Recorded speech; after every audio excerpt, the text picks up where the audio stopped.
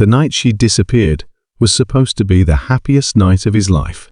The wedding was just weeks away, the plans set, the future clear. But then, without a single warning, she was gone. No note. No explanation. Just silence where she used to be.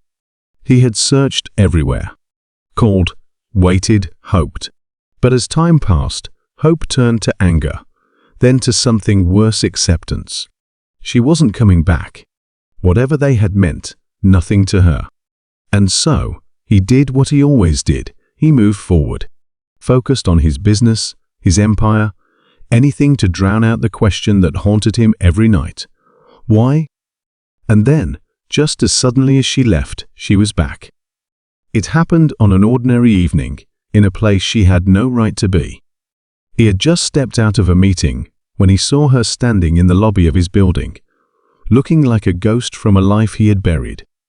His first reaction was disbelief. Then, anger. She had no idea how many nights he had spent wondering what went wrong, blaming himself, trying to forget.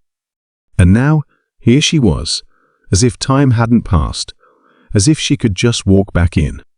But before he could demand an explanation, before he could ask her what gave her the right to come back now, she spoke first. And what she said changed everything. I didn't leave because I wanted to, she whispered. I left to protect you. He froze. The words shouldn't have meant anything, not after all this time. But there was something in her voice, something that sent a chill through him for the first time in years. Doubt crept in what had really happened that night. And what was she so afraid of now? He stared at her, the weight of her words pressing against the anger that had been simmering inside him for so long. Protect him? From what? From who? Nothing made sense. You don't get to say that. He finally said, his voice cold, measured. You don't get to disappear, leave me wondering, and then show up years later, acting like it was for my sake. She flinched, but she didn't look away. Her eyes held something he hadn't expected: fear. Real, undeniable fear. It wasn't guilt or regret. It was something deeper. Something raw. I know, she whispered, and I don't expect you to forgive me. But I had no choice, his patience snapped. There's always a choice, she shook her head. Not this time. The urge to demand answers burned inside him, but he knew better than to push when someone wasn't ready to talk. And right now, she was balancing on the edge of something fragile. Then why are you here now? He asked instead, his voice quieter, but no less sharp. If leaving was the only option, what changed? Her lips parted, but for a long moment, she said nothing.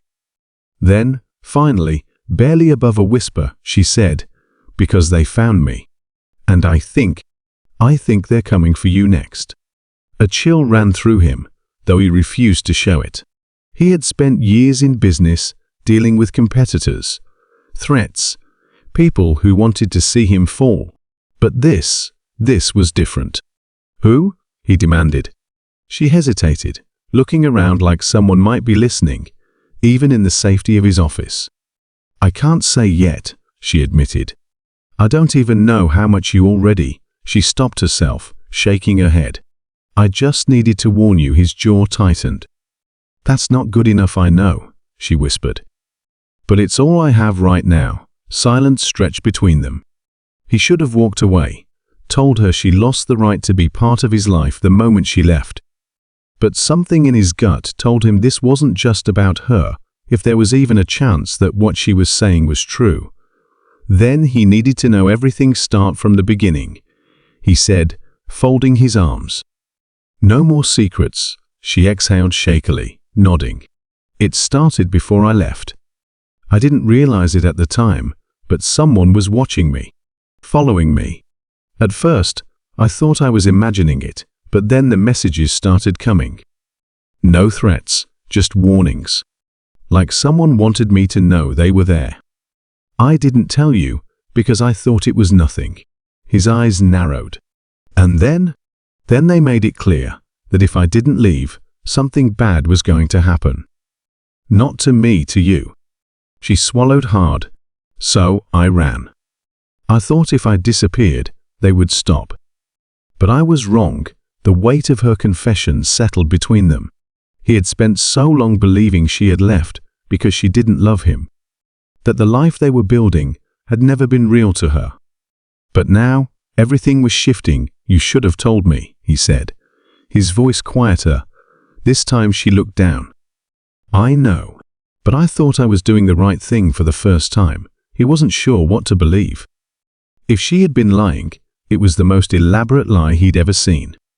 But if she was telling the truth, then someone had been pulling the strings all along. And now, they were back. He sat in silence, processing everything she had just told him. The room felt colder now, heavier, as if the past had seeped into the walls, refusing to let go.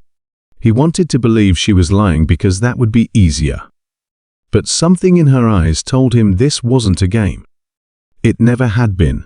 Did you ever find out who they were? He finally asked, his voice measured. She hesitated, glancing toward the floor before shaking her head. No. I tried. I thought if I could figure it out, if I could stop them, I could come back. But they were always one step ahead. I kept moving, changing numbers, switching cities. But every time I thought I was safe, I'd find another message waiting for me. His jaw tightened. And now, they found you again. She nodded. Not just me. You. The weight of her words pressed against him. He had spent years thinking she had abandoned him. Now he had to consider the possibility that someone had forced her to leave. And if they were still out there, still watching, then this wasn't over. He leaned back, exhaling slowly. You should have told me the moment it started. I was scared, she admitted, her voice barely above a whisper. I still am. For the first time since she walked back into his life, he felt something other than anger. Guilt. He had spent so long hating her for leaving, never considering what it had cost her. But there was no time to dwell on that now. Have you noticed anything since you got back? He asked. Anyone following you? More messages? She shook her head. Not yet. But I know it's coming. His mind was already working through possibilities. He had enemies every businessman did. But this wasn't about business. It was personal. And whoever was behind it had been waiting for the right moment to strike. He stood abruptly. You're not going back to wherever you've been staying. Her brows furrowed. I can't stay here. You don't have a choice, he said. If they're still watching, then you're safest where I can keep an eye on you. She hesitated, as if torn between wanting to argue and knowing he was right. Finally, she gave a small nod. Okay, but even as she agreed, he saw it in her eyes. This wasn't just about staying safe. It was about unfinished business, and neither of them was ready for what came next. The air in the room felt charged, thick with words unsaid. He watched her closely, searching for something, some clue that would tell him if she was still holding back. But all he could see was exhaustion, fear, and something else buried beneath the surface. Regret. He had no time to process that. Right now, all that mattered was figuring out who had been behind this from the beginning. If they were still watching, waiting, they wouldn't stop now. He had built an empire, faced ruthless competitors, and survived attacks on his business and reputation. But this wasn't about money or power. This was something far more dangerous. He took out his phone and sent a quick message to his security team. Within seconds, he got a reply. There had been no signs of anyone following her since she arrived. No strange vehicles, no unfamiliar faces loitering outside his building. But that didn't mean they weren't out there. It just meant they were better at hiding. She watched him, arms crossed, shifting slightly, as if she was preparing for him to say something she didn't want to hear. You're not going anywhere alone, he finally said. I don't care if you think you can handle this. Until we figure out who's behind it, you're staying where I can see you. She tensed. You can't control what I do. Then leave, he said simply. Walk out that door, and I'll forget you ever came back. She flinched. He wasn't sure if it was because of the harshness in his voice or because she knew he meant it. Either way, she stayed silent. "I'm not trying to control you," he continued, his voice lowering. "I just need to understand what we're dealing with. And that means keeping you close." She swallowed hard, looking away for a moment. "I never wanted to bring this back to you, but you did," he said. "And now we deal with it." Something flickered in her expression, relief maybe. Or just the weight of years of running finally pressing down on her. A knock at the door interrupted the tension. His security chief stepped in, his expression unreadable. "Sir, we found something." He stiffened. What? The man hesitated before handing over a small, unmarked envelope. This was left at the front desk. No cameras caught who dropped it off. It wasn't there 20 minutes ago. His jaw tightened as he took it, glancing at her before carefully opening the envelope. Inside was a single sheet of paper, the words typed neatly, "Precise, you should have stayed gone." "Now, it's too late." A cold silence filled the room. She inhaled sharply, her fingers tightening into fists. He folded the paper slowly, keeping his voice calm. "Looks like they're done watching." She looked at him, her eyes dark with something close to dread. "Then it's starting." He met her gaze, his own resolve hardening. "Let them come." The note sat on the desk between them, the weight of its meaning pressing down like a silent threat. His jaw tightened as he reread the words. "You should have stayed gone. Now, it's too late." Too late for what? She stood frozen, her face pale, her breathing uneven. He could see the memories playing behind her eyes, the years of running, the moments she had spent looking over her shoulder. And now, after all that time, they had finally made their move. He turned to his security chief. "Check the cameras again. I don't care if they think they avoided them. Find something." The man nodded and left without another word. The room fell into a thick silence. She swallowed hard. "This is different," she whispered. "Before, they just wanted me gone. This is a warning." "But for what?" He exhaled slowly. "That's what we're going to find out."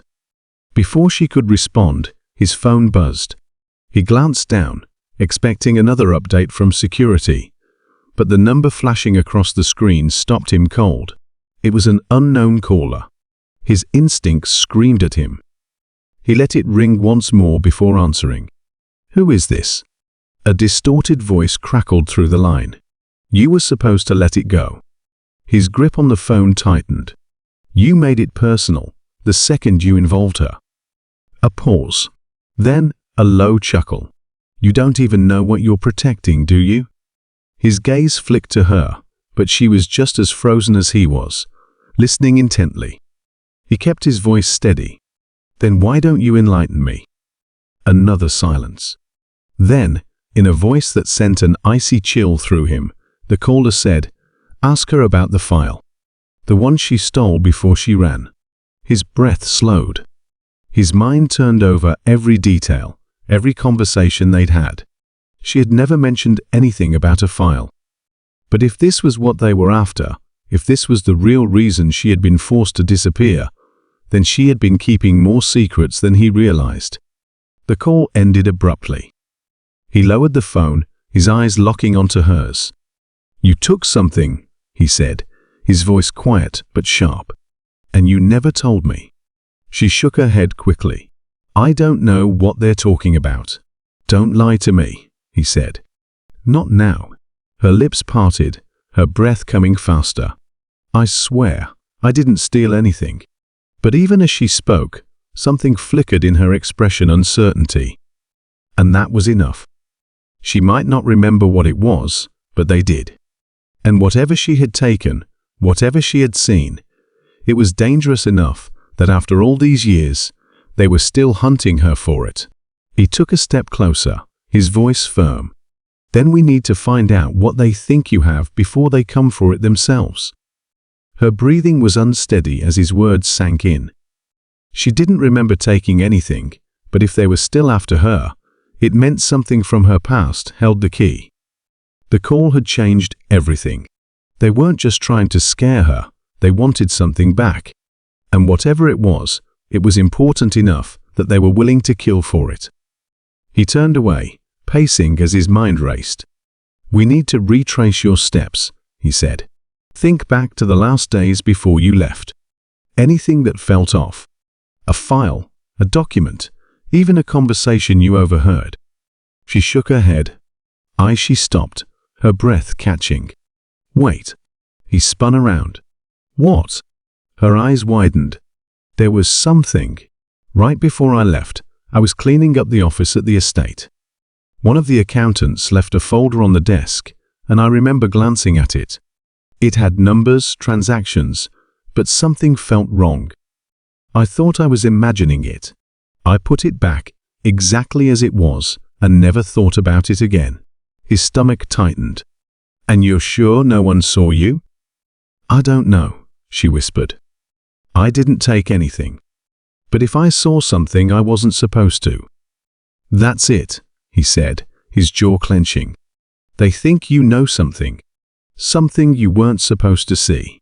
She took a step back, wrapping her arms around herself. "But I don't even remember the details. It was years ago. I barely glanced at the papers." "That doesn't matter," he said.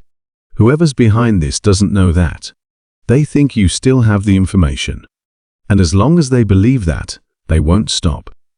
A sudden sharp knock at the door made them both freeze. His security chief's voice came through. "Sir, we have a problem." He opened the door, keeping himself between her and whoever was outside. "What is it?" The man's face was tense. "There's someone downstairs asking for her by name. He says he has something to give her." She stiffened. "Who is it?" "Wouldn't give a name," the security chief said. "Just said she'd understand once she saw what he had." A sinking feeling formed in his gut. This was it. The moment they had been waiting for. He looked at her. "We're going down together." She hesitated, but nodded. They took the elevator in silence. The tension between them was thick, but there was no time for words. As the doors opened, his security team stood ready, their eyes trained on the man waiting in the center of the lobby. He was older, dressed in a sharp but unassuming suit, holding a slim black envelope in one hand. His eyes landed on her, and a small, knowing smile formed on his lips. "I was wondering when you'd stop running," the man said. She swallowed hard. "Who are you?" "You don't remember," the man mused, tilting his head. "But that's all right. You will soon enough." He extended the envelope toward her. "This belongs to you." She hesitated, then slowly reached for it. The moment her fingers touched the paper, a rush of memories flooded back, glimpses of the office, the folder, the numbers she didn't understand at the time. And then, a name. A name she hadn't thought about in years. Her breath caught. "It was you." The man's smile didn't falter. "Now you understand." She tore open the envelope, her eyes scanning the contents. And then, everything clicked. The truth she had been running from. The truth that had nearly gotten her killed. She turned to him, her voice shaking. "It was never about me. It was about you." His blood ran cold. "What do you mean?" She held up the papers. "They weren't after me to keep me quiet. They were after me because I had proof that someone inside your company has been betraying you from the beginning." His pulse pounded. "Who?" She turned back to the man in the suit, but he was already gone. Vanished. And just like that, the real enemy was still out there, closer than they had ever imagined. He turned sharply, scanning the lobby, but the man was gone. Vanished in a matter of seconds. His security team was already moving, checking every exit, speaking into their earpieces, but he knew it was useless. Whoever that man was, he had come prepared.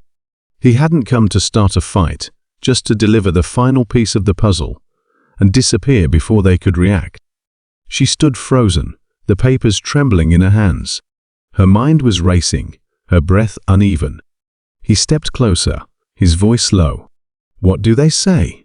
She blinked, her eyes locking onto his. It's financial records.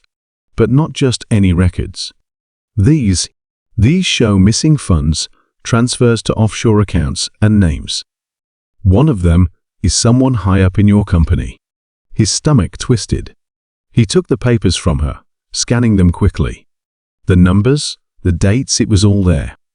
And at the bottom, signed on a document that should have never existed, was a name he recognized instantly. A name that sent a wave of fury through him. It was someone he trusted, someone who had been by his side for years. He clenched his jaw. They were never after you to silence you. They wanted to keep you from bringing this back to me. She exhaled shakily. And I didn't even realize I had the proof all along. His hands tightened around the papers. This betrayal wasn't just personal, it was calculated. Whoever was behind this had spent years covering their tracks, siphoning money, making sure that if anything ever surfaced, they could make it disappear. And if that meant getting rid of her, they had been willing to do it. His security chief approached, shaking his head. No sign of him. It's like he walked in and disappeared. He wasn't surprised. He looked at her. We don't have time to waste. If this person realizes we have the proof, they'll move fast. We have to be faster. She nodded, understanding the urgency. They left the building, the weight of the truth pressing down on them. Back in his office, he called his most trusted team members, people he knew weren't part of this mess. Within minutes, they had a plan. They needed to move quietly, collect solid proof, and expose everything before the traitor had a chance to cover their tracks. She sat beside him, reading through the documents over and over. "This feels bigger than just money," she murmured. "Like there's something else here we're not seeing." He agreed. If someone had been willing to chase her for years over this, then money was only part of the story. But they wouldn't know the full truth until they confronted the person responsible. The next morning, everything was in motion. His legal team was preparing the necessary steps, his investigators were already tracking connections, and his security had doubled. He wasn't taking any risks. And then, as if fate had aligned the final moment perfectly, the traitor walked into his office. Unaware, unbothered, carrying on like everything was normal. He exchanged a glance with her before turning his gaze back to the person standing in front of him. "You have something to tell me?" he asked calmly. The person frowned. "About what?" He slid the papers across the desk, watched as the color drained from their face. Silence filled the room. And in that silence, everything was decided. They weren't going to run. They weren't going to deny it. Because they knew it was over. His security moved in, ensuring there was no way out. The betrayal, the years of deception, it all unraveled in a matter of minutes. When it was done, she stood beside him, watching as the person was taken away. She let out a breath she'd been holding for what felt like forever. "It's over," she whispered. He turned to her, studying her expression. "Are you sure?" She nodded. "I spent years running from this, thinking I was running from danger. But I was running from the truth. And now that it's out, I don't have to run anymore." He reached for her hand, squeezing gently. "Then stay." She looked at him, something unreadable in her eyes. And then, finally, she smiled. She was home.